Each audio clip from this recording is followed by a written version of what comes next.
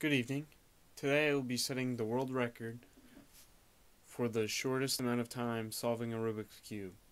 As you can see, it is scrambled, and now I will start.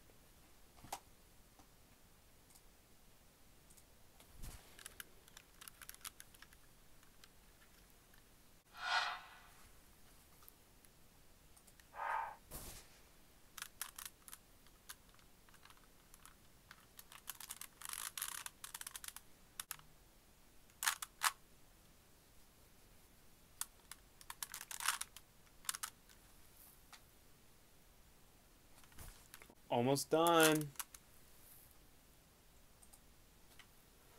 1 second and 10 milliseconds.